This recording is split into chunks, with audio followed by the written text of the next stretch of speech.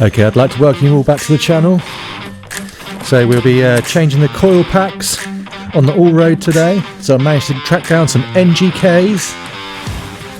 Yeah, they've been quite hard to get hold of, but I found some fantastic prices at autodoc. So first time using them. Yep, all correct part numbers coming up and nice shiny NGK.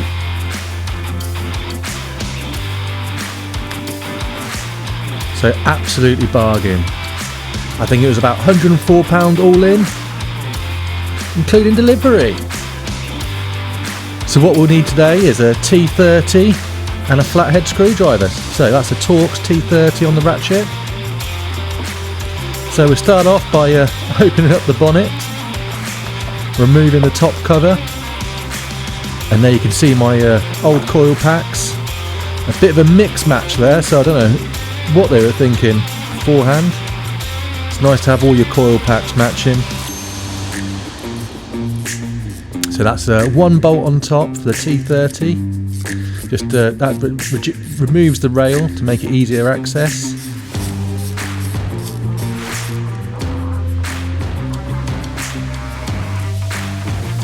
Don't forget to put that screw away somewhere safe so you can find it again later. So I'm using the little flathead to just prise off the little latch on top of the coil packs.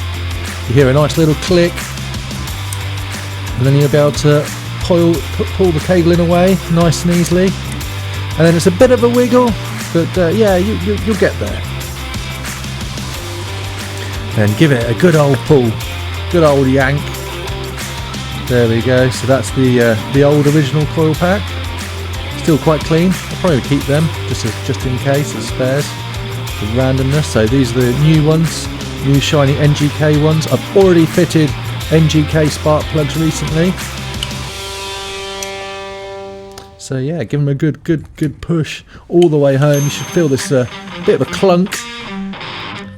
So I'm going to speed it all up a little bit here because obviously you don't want to see me putting them all in. But as you can see, yeah, same thing. Pull the old ones out, a little bit stiff sometimes, and then push the new ones all the way home. So I'll be having some links to autodoc in the description.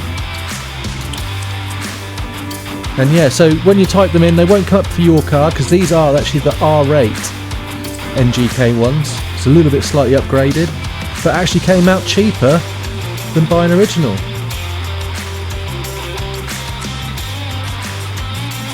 So yeah, just putting it all back together now, tightening it all up.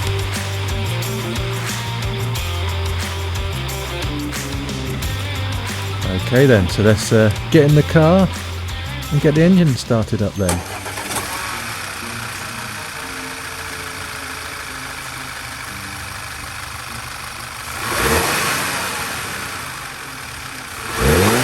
Only revving it slightly.